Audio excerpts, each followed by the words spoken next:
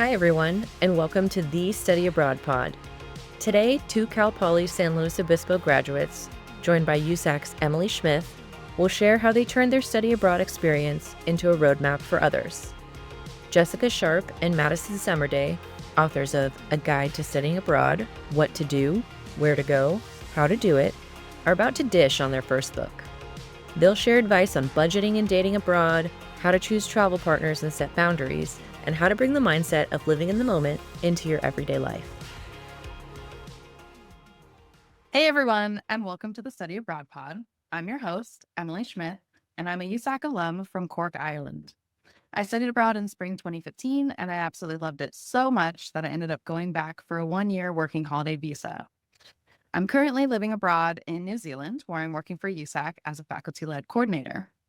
I'm here today with Jessica Sharpe and Madison Somerday, who are better known as Jess and Mada. Welcome. Thank you.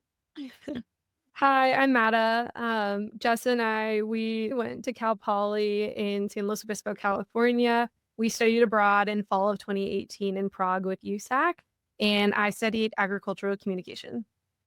Hi, I'm Jess, and I studied journalism with a minor in marketing. You both studied abroad in the Czech Republic. Did you know each other before you studied abroad, or did you meet while you were there? Yeah, we planned to go study abroad together. We were the freshman dorm mate success story. So yeah, we were freshman roommates and became best friends, and then decided we wanted to, have an abroad journey together while we're in college. Awesome. And what made you decide to study abroad in Prague? So at first we were really set on Italy. That's where my sister studied abroad, and that's where like a lot of people were studying abroad. But then my big and my sorority actually studied abroad in Prague through USAC and just had like the most amazing experience and kept talking to me about it. So we decided to take a look into that, and it just felt right. And that's why we decided on Prague. Oh, also I have some family there that I got to meet Oh, when I went there. So that really adds some extra depth to your study abroad as well, getting to meet family that you hadn't seen before and get to know them. yeah, they had their own pub there, so it was like such a Hanging out community. at the pub every week. Yeah. Oh, I love that. So fast forward to today, you're both published authors. Congratulations. That is no small feat by any means. And you've written a book titled A Guide to Studying Abroad, What to Do, Where to Go, How to Do It, and real life scenarios to guide you on your journey. What inspired you to write this book? Yeah, so I just remember it was like over summer going into my senior year of college. So we studied abroad junior year. And I was blow drying my hair and just saw like on my bookshelf in my room, the books my mom had got me, which were like, a guide to adulting, like guide to college, guide to whatever, like lots of those different types of guidebooks that really helped me as I was like growing up and getting into college. And I realized looking back to like the prior year or couple years back applying to studying abroad and then actually going, like there wasn't really anything like that out there, and the process was like a lot to navigate. And I was like just thinking like, wow, this would be something that I think could be really valuable for students who are looking to go abroad. And it's an intimidating or can be an intimidating process, but it is a life-changing one. So, encouraging more people to, go take that challenge. And then yeah, I just called Jess because she was there almost every moment of my study abroad experience with me. So, and it's always fun to do things, not alone and write something with your best friend. So called her and we were like, let's just do it. Let's put it in action. Yeah. Fine. We were also writing things for fun while we were there. So like it kind of just flowed. Was that like journaling or actual like papers? What did that look like? Both. We are definitely doing a lot of like personal journaling, self-reflection, but also we would go to coffee shops, to cute little places and write blogs and publish them. So we kind of started that journey being in Prague as just like short little lists of places to go and about our experience and documenting just the time while we were there. Um, and then, like Mata said, kind of evolved. Yeah. I also blogged while I was abroad because I found that that was a good way to keep it fresh. Mhm. Because of course it's so much easier to write about something as it's happening and as you're feeling those things. But it's also a really nice way to keep people back home up to date on Mhm. what you're doing, which can be really nice. So I love that you all blogged, and then it was kind of a natural progression to take that blog and turn it into a book at the end. I am curious just how that process was. Were there any major roadblocks in the publishing process Yep. or unexpected things that you didn't know about? Yeah, so we wrote the book in like winter of 2019. We did a lot of it over winter break when we were home for 3 weeks. And we were planning to publish it in March or April of 2020. And that's when COVID hit. So um our published date obviously had to get pushed back. No one was going to be studying abroad for the foreseeable future. So we didn't see it as a good time to publish. And then we were also graduating 2020. So when the time came where things started getting back to normal, post COVID, we were starting our careers off and just really involved in that. And it just, we were living in different places as well. And just, we just would text or call each other like every month and probably be like, hey, when are we going to do it? And then finally, last November, we were like, okay, this is enough. We need to stop with this back and forth. So we finally just decided it's now or never. Like, let's just put it out there. It's better to do it sooner than later. So glad that we did it. Yeah. Did you have plans to be writers prior to going abroad and doing this journey? Or did you decide to become published authors purely because of your study abroad experience? I know I majored in journalism, so a lot of my classes were all about writing and the blogging and that aspect. I can't say I thought I would be an author. Like I didn't necessarily see that. I've always enjoyed writing and using it as a tool just to understand the present moment and to really like tune into those emotions and feelings and to keep people updated. But then it kind of just evolved into a book. And once Mata called me about that, I know that we just got super, super excited, and it's something we were both so passionate about and loved. We would write for ourselves, so it just was really natural. A lot of the blogs that we had already wrote, we used pieces of that. Yeah, and they're still like up on our website and everything. So I would say it's something that's kind of a part of our personality, but just came out in a different way. Yeah, I think from my perspective, like I agree on that. I think it's kind of both the maybe wanting to be a writer at some point, not like any definitive plans by any means, but I think the studying abroad definitely is what helped, or it was the ultimate piece that made it come to fruition. But I mean, as a kid, I would write stories or like novels all the time, never finished them, but my dream when I was younger, I was like, I'm going to be the youngest author ever to be published. And, obviously that didn't happen. I was like 9 years old. You're so clean. So it's always just been something I've enjoyed. And then when I had the idea and like called Jess about it, yeah, I was just got really excited, like Jess said, to actually, do you put a hobby into something more. Do you think it's a hobby that you're planning to continue and try to publish more books? I mean, why not? Like, I'm sure there's going to be another like time in my life that brings those feelings like study abroad broad and make me want to like write and get it out. Um so far we're still kind of focused on this book, but I definitely see it in our future. Yeah, I agree. No immediate plans right now, just with, everything going on in our lives. But would love to write again in the future. I think that'd be an amazing opportunity. And what advice would you have to give to any other students or alumni who maybe want to turn their experience abroad into something creative or impactful? To do it. Don't overthink it. Um, just do it and break it up. If it feels overwhelming, we broke things up to really small pieces, which made it a lot more doable, and also just not to lose like the essence of the why you're doing it and the fun of it. I think that's the biggest thing. It's just like have fun with it. You know, it's your own creativity and just do it. Who cares what anyone thinks? Yeah, I think like looking back to the years where we didn't publish it, it was just always in the back of my mind, knowing like that thing left on the table that you need to do.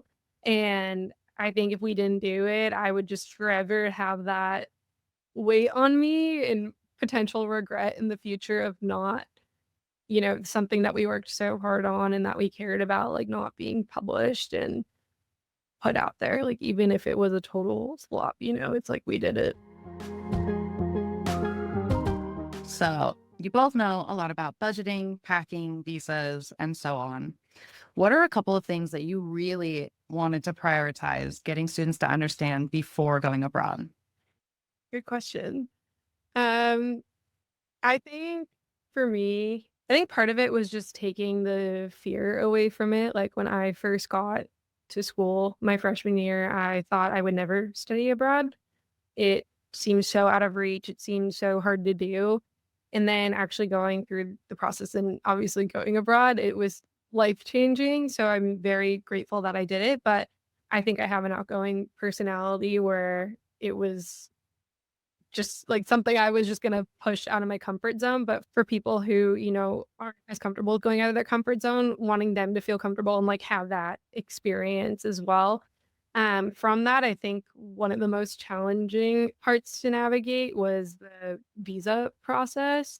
Remember Jess and I spending hours like, trying to figure out how to do that whole application. So that was definitely something that was top of mind. But Jess, I don't know if you had anything to add. Yeah, I would say on my end also just like being mentally prepared, and not to say like kind of the opposite of putting expectations. So, being prepared in a sense of like being open to this experience and trying not to put pressure on it to be something that maybe you saw like a friend had on Instagram or, you know, that your roommate was having, and just like really go into it with a clear mindset and like intentions of what feel right for you, and just being open. I feel like I remember before we left, that's what I was really working on and talking to my mom a lot and my grandma, and like, my grandma always says to not have expectations, and I feel like I kept that throughout the process, and it kind of just made it even better to, just be open.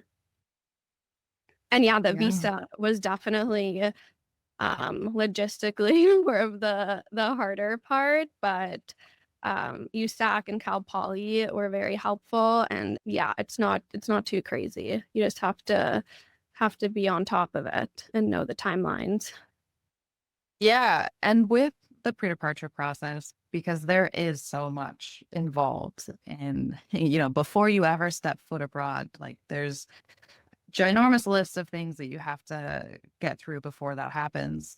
So did you ever get so bogged down with all these things you needed to do that you started feeling overwhelmed? And, if a student was feeling that same way, what would you want to say to them to help keep them motivated to continue with this process? Yeah, I know we definitely felt overwhelmed. Like we would call each other um and feel that way, but you don't have to navigate it on your own. So I really would say to lean on your resources and to just break it down step by step, and to know that, you're settling into something new. It's kind of like if you think about how you felt when you were going to college, There was a lot of things you had to do to get ready.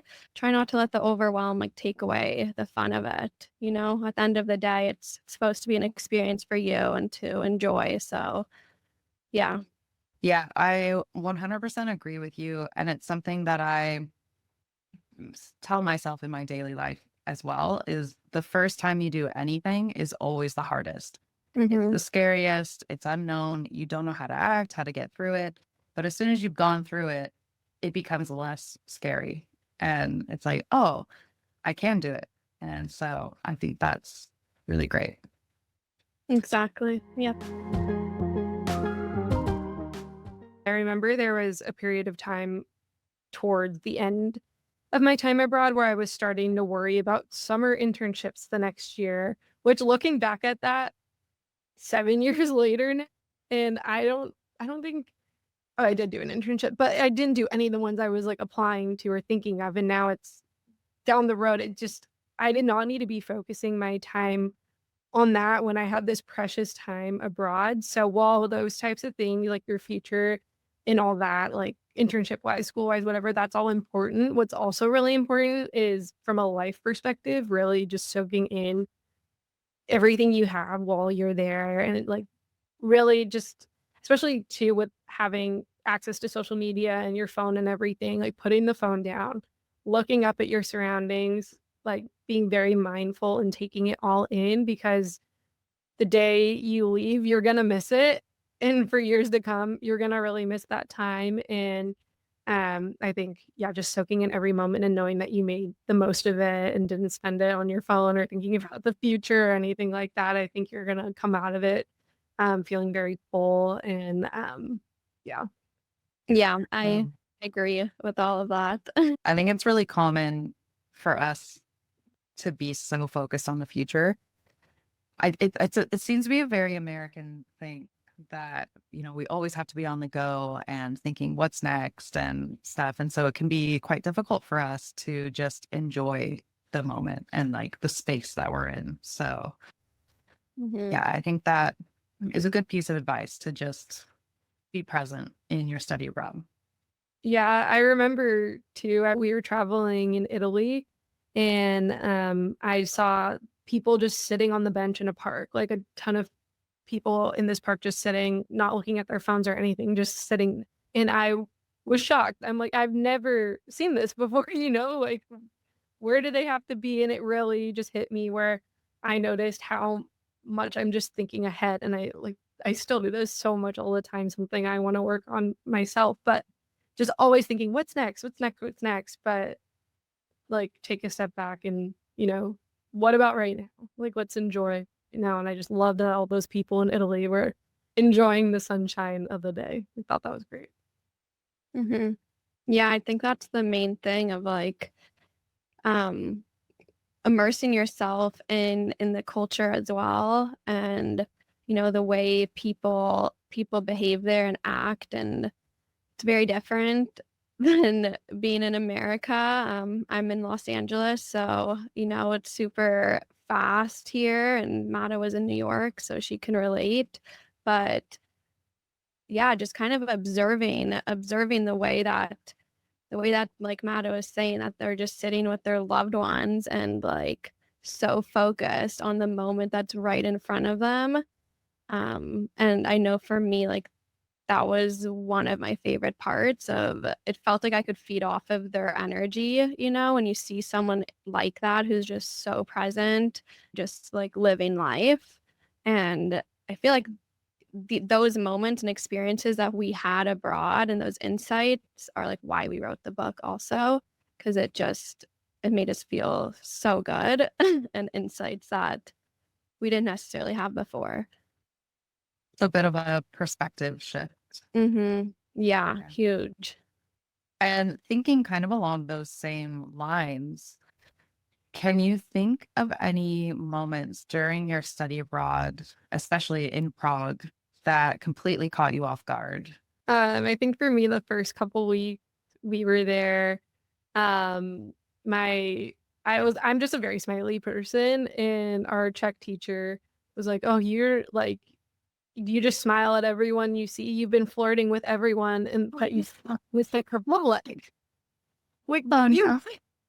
And she's like, you don't smile at people that much unless you're like friends with them. Like everyone's very friendly, but they're not gonna like smile at you unless you know them. They might think you're flirting with them. I thought that was a funny cultural difference. Yeah, I think for me, it was kind of like what I was saying, just um the presence and the beauty of Prague. It felt like I was living in a fairy tale, and all the castles and the architecture. I feel like I really found like that part of myself and how much I appreciate architecture and design and like the older buildings. I know that in Europe it's common everywhere for that, but in Prague it's just a little different. And it felt very like the Gothic architecture, and then the area where it was more like castles and bright and um so I would say it just felt like a dream, honestly, and it's hard to pinpoint one specific moment, but yeah, it was just amazing. And you two have both mentioned, some trips and some traveling. So, how did you manage to navigate group travel dynamics and learn who to say yes to and maybe who to say no to? I love that you brought that up because I feel like we went there were a ton of people from our school that went, and it was very clear like early on that there were, people kind of getting close and, just different group dynamics and stuff. And I feel like Matt and I, like, we stayed just so true to ourselves and, like, always checked in with ourselves, and, like, speaking for myself, just always really just checked in with my intuition, like, "Okay, am I hanging out with these people to be part of, like, the larger group dynamic, or does this feel right? Does this feel good?" So, I feel like that was just a learning curve in general, but I mean, I don't know, just you kind of figure it out. Like, oh, you find your people. And even though Matt and I went together, we made so many friends, like not from Cal Poly. So most of our friends weren't from there, which was awesome to just meet new people from all over. I'm really glad that we branched out. But yeah, Matt and I mostly did trips together. We had a few where she went with some people and I didn't go, and vice versa. So really just checking in with yourself and like pleasing yourself, no one else is how we kind of went about it. Yeah, and I think too, it was something going back to like the thinking being overwhelmed going into abroad. Like I felt overwhelmed with, okay, who am I gonna travel with? Like I have Jess with which is amazing, but like who else are we gonna hang out with? Where do we go? Like how do you even plan trips on the weekends? But when we got there, we wouldn't like sometimes we wouldn't even know like for the upcoming weekend where we'd be going. Like usually we'd plan like 2 to 3 weeks out, and it all fell together very well, and I liked it that way. Where it was almost like serendipitous. Um, Totally. Right. and with the meeting people too and kind of branching out, I was when I was in between leases this past year, I had like a 3 month in between period where I needed to go like figure it out. So a couple of my friends in New York, they met studying abroad with us. They had an extra room and I got to stay with them. So these friendships that you make abroad really do last a lifetime. So, you're both very candid in the book about dating abroad and managing long distance relationships. Jess, I was wondering, what advice do you have for students that are navigating single life abroad? Yeah. I would say like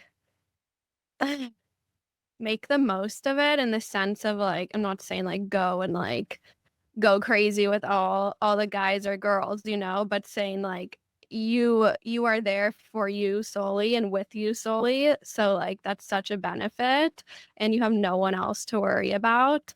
It's just a really awesome, fun experience to like date people, from a whole other part of the world, and to obviously be safe about it. But um, yeah, I mean, I wouldn't have wanted it any other way for myself. And yeah, I think that's about it. Just you're lucky to just be there and worrying about you. Yeah, it can be a really great way to learn the quirks, like different cultural quirks when you're dating people from Hmm. that culture. I found the exact same thing when I went abroad to Ireland and studied there. And then also now being in New Zealand, I have a Kiwi partner, and just the little things of Subaru versus Subaru, Yeah. and it's really fun. So I'm glad that, you were able to have that experience for yourself as well. So, Mata, you had a very different experience as you were in a relationship. So, could you maybe share some tips for others who might also be in a relationship and kind of how to keep that going when you are studying abroad? Yeah, it's definitely not easy, can be worth it though. Like, we survived our long distance relationship abroad, didn't survive it till this day, but that's okay. But, survived it for a while after we were abroad, and I think what helped was, having, like, a schedule for calls. So, I'm a morning person so he was out in California, so 10 PM California time is 7 AM Prague time.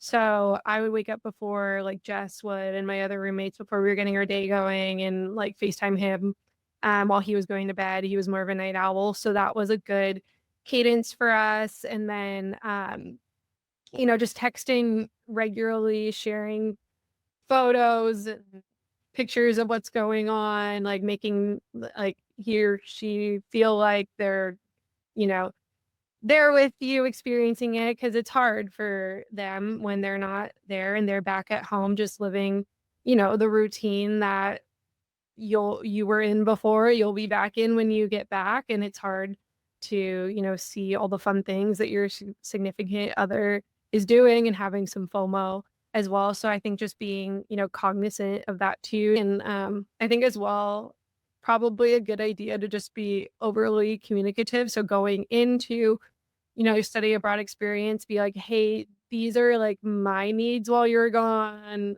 and then vice versa, like, just kind of laying the groundwork there. Not that I did that. I wish I did that. I think that would have helped or so road bumps along the way.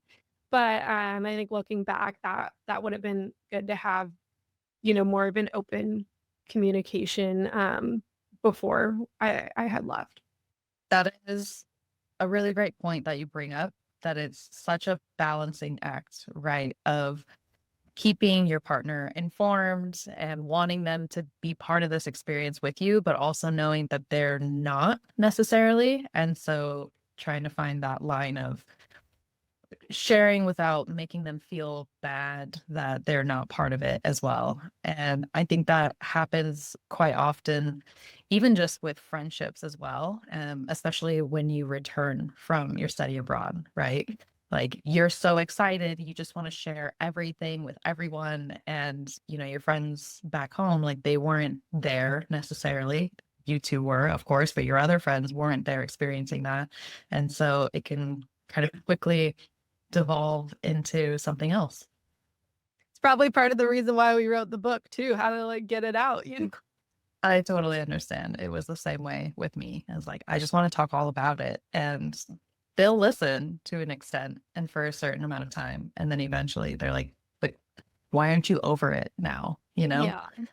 Okay. So continuing on with kind of dating and whatnot, how do you think that your study abroad experiences have made you a better date? After the fact, to this day, do you suggest crazy cuisine? Do you have really unexpected date ideas? Or, had that affected your dating at all, your dating style? I think so, yeah. I think, well, for me, like, studying abroad just really opened up, like, the possibilities of, like, what I could do and what I could navigate and everything. And I grew up on the West Coast. I live on the East Coast. I'm now dating, like, an East Coast guy and, living in new places. And I think without having that foundation of studying abroad, I think it would be hard to do that.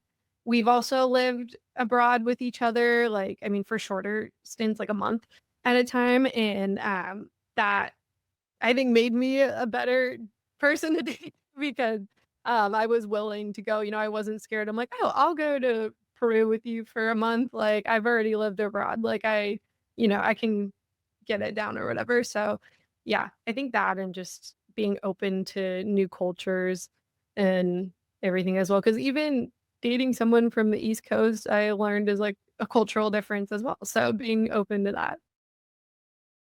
Yeah. Yeah. I think for me, it's like it's shifted my perspective on who I would even want to date also. Um, because it's just shaped me as a person. So like I guess it's made me as a date just I think more fun and more open and spontaneous and great stories. Like I went to Europe by myself for 3 months. So I've got a lot of funny stories from that. Remember telling to people about that. But my boyfriend now, we just share that in common. He lived in Germany for a little over a year, and we just share the love of traveling together. We lived in Hawaii with each other for a month recently. Are talking about where we want to go next, but yeah, I feel like it's also given me a lot of bravery and independence to be able to navigate a country on your own without your parents there or like your childhood friends or I had Mata obviously, but your bigger support system. So I feel like it's made me more independent when dating people, just more sure of myself, more confident. I really feel like studying abroad helped build confidence, and connecting with people as well, opening up your eyes to the world and like what life really is about and how much there is to see and that drive to like I want to go see the world. Like there's so much more than what's right here. Let's go explore and meet people that are from other places and like hear their stories and like what we were saying earlier, be inspired by just observing the way people from other places are. So yeah, it's done a lot. Love it. And that definitely probably answers my next question on your side, Jess. So maybe this will be more for Mata, but just how did studying abroad affect how you see yourself as a traveler, a writer, or just in general? Yeah, I think like Jess said, just a new sense of confidence or a better sense of confidence. Just knowing like just everything you have to do to even get there. That's a lot. And then when you're there navigating even the public transportation system in a different language, like that's, a big thing in every, little puzzle piece that you're navigating throughout your whole experience there. That's just showing you like you're creating a habit of getting out of your comfort zone and learning and growing. And I think that's translated into my life now. I work in sales, which is like a grind. It's really hard, but I have to get out of my comfort zone every single day. And while it is hard and like I hate it sometimes, like a lot of the times it's like, you know what, I can do it. I can do it. And I think the two aren't like connected studying abroad with my career, but I think is shaping me as a person. It definitely had an impact there. Cause like I said, just having like a growth mindset and proving to myself before like I can do things I didn't think I could. Yeah, so there might not necessarily be a direct link between your study abroad and your career, but the skills that you gained while you were studying abroad really lend themselves towards what you do for your career, it sounds like. Yes, definitely. I think too, what I've noticed is just the more I've traveled and learned about different cultures or places or ways of doing things when I do come across meeting new people and having more mutual connections with people than I wouldn't have if I didn't have those experiences. It's like a great way to be able to more easily relate to new people that I meet and everything going through life. So that's also been something that's been helpful. You know, you probably have heard a lot about culture shock when you go abroad, and there's something a little bit lesser known as reverse culture shock, right? So when you come home, what that looks like, what that feels like. What emotional challenges did you have when you came home, and how did you work through those? I feel like we have a chapter in the book called the post abroad depression and like navigating it. So I feel like for me, there was that longing of like, oh, I miss like how my life was there, and the longing of the atmosphere, just the pace of life, as well as like just the environment and the people and the traveling that we did, of course. So it was more adapting like back to this reality, back at school in San Luis Obispo, but also bringing all of what we learned and kind of creating it in that reality for ourselves. And that's also why we wrote the book, is like we're like, this experience that was so amazing, there's no way it could have just been like a one-off experience. Like, no, it has to be something that we carry with us wherever we are, even if we're not in Prague studying abroad and traveling. So it's something to this day that I feel like I try to remember certain feelings that I felt, be like, okay, let's like bring those feelings into this place where we are here. So I would say it was more so a lot of reflecting, actually, just like kind of reflecting a lot after and being back and like figuring out, okay, how do I bring this into where I'm at now? I guess too, like, yeah, it was like hard adjustment to come home, go back to full on school and jobs and your normal routine and everything. But I think what's helped keep that alive is explore like the current area that you're in, like go do little trips and stuff that you like would do abroad. Like it's like, oh, I'm gonna wake up and explore this new coffee shop today or a new restaurant or like go on this new walk or whatever. Like where we went to school, we luckily went to a place where there was so much nature and like day trips to offer. So we were able to like, fall in love with where we're at and explore our area and bring some of like try to bring some of those same feelings into a more local, I don't know the word, but yeah. I love that. I think that's something that we take for granted of, like what is in our immediate surroundings, and maybe not taking the time that we should to go explore those the way that we do when we're abroad, because we're in that mindset of, oh, I'm here for, X amount of time. I need to make the most of it. And then we kind of just most of the time shed that when we go back home. And so I love that that is your recommendation to other students who might be struggling when they get back from being abroad. And it's like, bring back that excitement to wherever it is that you're coming home to and explore that area and, keep it alive that way. Mm-hmm. So we'll kind of just wrap up a little bit. Where can listeners find the book? Yeah, so you can find the book on Amazon or Barnes and Noble. If you just type in A Guide to Studying Abroad and our names, it will pop up. If you wanted to find more information about us and read older blogs from when we were actually there, we have a website called travelmorestressless.com, and that's where you can find us. Well, thank you. And do you have any final advice that you'd give to someone about studying abroad for the first time? Yeah, just do it, have fun, be open-minded, and be as present as you can be, and to reflect. Keep a journal with yourself.